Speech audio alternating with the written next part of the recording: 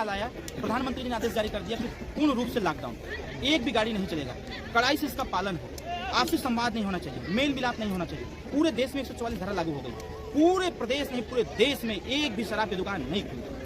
तो लगाम ऐसा होना चाहिए। हमारा मानना ये है, सुहेलदेव भारतीय समाज पार्टी की सरकार बनते ही हम ये तय कर देंगे कि उत्तर प्रदेश में शराब बंद होगा।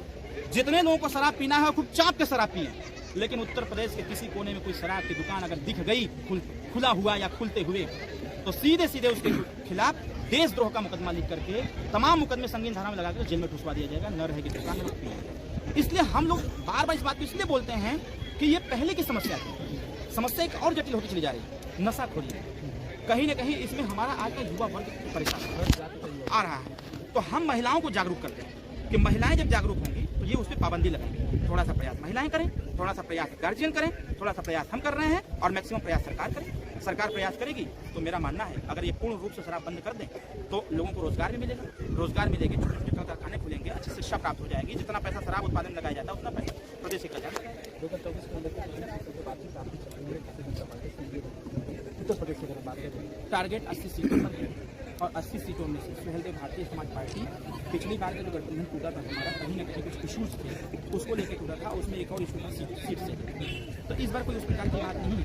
ऊपर से निर्देश भी है, हम लोग 3 सीट पर बात कर रहे हैं कि 3 सीट हमको यहाँ अगर मिल जाता है तो हम अच्छा काम कर सकते हैं। अच्छा काम किया, हमारी पार्टी का मूल एजेंडा है कि 3 सीट हमको मिल जाएगा, 3 सांसद जीत लेंगे तो हमारी पार्टी प्रदेश स्तरीय पार्टी। तो ये हमारी भावनाओं को सेंट्रल गवर्नमेंट के लोग या शीर्ष नेतृत्व समझ रहा है।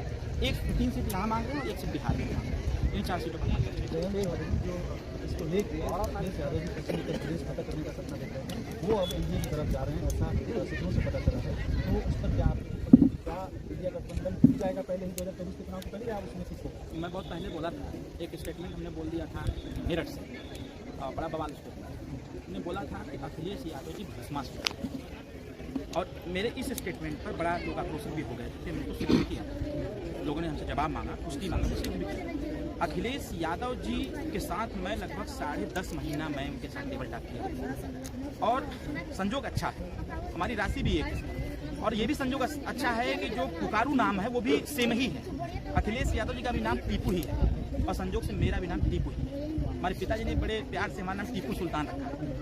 तो मैं ये बात अखिलेश जी को बताया था जब मैं उनकी लाइब्रेरी में गया था अखिलेश जी, मैं देखा टीपू को बहुत सारी किताब। मैंने उनसे पूछा कि भैया टीपू, बोले मैं हूँ, मेरा नाम। फिर मेरे हाथ मिला, हमने कहा चलिए मिल करके प्रदेश का कल्याण किया जाएगा और आप भी पढ़े लिखे हैं, हम भी पढ़े लिखे हैं, मिल करके कुछ अच्छा किया जाएगा। हमने उनको घड़ी का प्रचार बताया। एक घड़ी का प्रचार आता है कि पहले इस्तेमाल करें फिर विश्वास करें, और फिर उसी घड़ी का प्रचार आता है कि आओ मिलकर बनाए कुछ बेहतर। तो मैंने यही बात उनसे कहा था कि भैया हम लोग मिल करके काम करें। लेकिन अखिलेश यादव जी की स्थिति ये हो गई थी कि वो बार बार प्रयास कर रहे थे कि सुहेलदेव भारतीय समाज पार्टी समाप्त हो। वो हमारे सर पे हाथ रखने का बंदोबस्त कर रहे थे। जब हमारे सर पर उन्होंने हाथ रखने बंदोबस्त किया, हमारे नेताजी ने आशीर्वाद उन्होंने तथास्तु कहते हुए कहा कि जाओ बर्बादी के रास्ते पर जाओ। अभी नीतीश जी को झटक दिए, एक दिन बिहार गए थे हम लोग सिवान, अब पता नहीं सरस्वती दुकान पर आ गए थे क्या था। मैं अपने संबोधन में कह दिया कि 1 हफ्ते के अंदर नीतीश कुमार जी भारतीय जनता पार्टी एनडीए के साथ खड़े। अब ईश्वर की कृपा बरसी, 1 हफ्ता छोड़िए 5 दिन में सब कुछ बदला। अभी उस दिन हमसे मीडिया, लखनऊ की मीडिया ने हमसे पूछा जयंत चौधरी को लेकर जिस दिन मुलाकात की थी अखिलेश जी, हमने कहा कि उनको जाने दीजिए पश्चिमांचल, ये जा करके फिर मीडिया में खबर आएगी कि जयंत चौधरी का ताल्लुका जो है एनडीए से हो गया। बस देखते जाइए आगे होता क्या है। हमारे साम्राज्य को अगर खत्म करने का कोई बंदोबस्त करेगा तो उसकी पूरी नींव हिला के रखेंगे। और हमारे नेता माननीय ओम प्रकाश राजभर जी संघर्षों से पल करके यहाँ तक आए हैं और उनकी जुबान मतलब कि बहुत कुछ है। ये अंतिम सवाल 2024 को देखे क्या एजेंडा रहेगा? क्या राम की बस बात होगी, राम मंदिर पर बस बात होगी, या कुछ विकास की बातें होंगी और कुछ फ्यूचरिस्टिक चीज़ों को लेकर आप लोग का अप्रोच रहेगा? देखिए हम न तो राम के विरोधी हैं और हम लोग प्रयासरत हैं। हम अपने एजेंडे पर हमेशा बात करते हैं। हाँ, भगवान राम का मंदिर बनना एक एजेंडा था, वो राष्ट्र का भी एजेंडा हम कह सकते हैं, क्योंकि इससे बहुत लोगों की भावनाएं भी आहत हो रही हैं। तो लोगों की भावनाओं से न तो मैं खिलवाड़ कर सकता हूँ, न तो सरकार, न ही कोई व्यक्ति विशेष।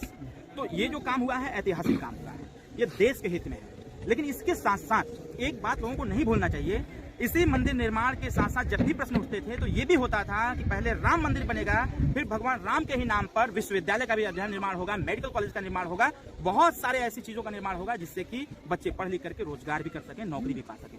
तो हम उस सेकेंडरी, जो प्राइमरी तो मंदिर है, लेकिन सेकेंडरी जो रहा है उसको हम लोग हमेशा नेग्लेक्ट करते रहे हैं। मैं हमेशा अपने स्टेटमेंट में बोलता हूँ कि सेकेंडरी पर फोकस है, प्राइमरी तो कोर्ट का आदेश हुआ, मंदिर बनकर तैयार है, लोगों की आस्था है और संजोग अच्छा है कि 11 तारीख को हमारे उत्तर प्रदेश के सभी विधायक दर्शन करने जा रहे हैं। अभी मैं भाषण देते समय मैंने व्हाट्सएप चेक किया तो विधानसभा से नोटिफिकेशन आया कि 11 तारीख को सभी विधायक, मंत्री, सारे अधिकारी, जो सचिवालय के IAS, IPS जितने लोग हैं सबके सब जाएंगे भगवान राम का दर्शन करने। लेकिन हाँ, इस मंदिर को ध्यान में रखते हुए हम लोग सरकार के साथ हैं, मान ही लेते हैं। तो हम लोग का जो बार बार प्रयास होता है कि हमारे अंतिम व्यक्ति का कल्याण होता है। इस मंदिर के फोकस में कहीं ना कहीं गरीब की वो समस्याएं, गरीब के एजेंडे कहीं नगण्य न हो जाए, इसलिए उस पर हमारे नेता बार बार बोलते रहते हैं। इसलिए हम जातिगत जनगणना की बात करते हैं, सामाजिक न्याय समिति की बात करते हैं, पुलिस सुधार की बात करते हैं, स्वास्थ्य सुधार की बात करते हैं, बच्चों की शिक्षा की बात करते हैं, कुटीर उद्योग और लघु उद्योग की बात करते हैं कि जो बच्चे हमारे पंजाब गुजरात जा रहे हैं उनको यहाँ काम क्यों नहीं मिल रहा है।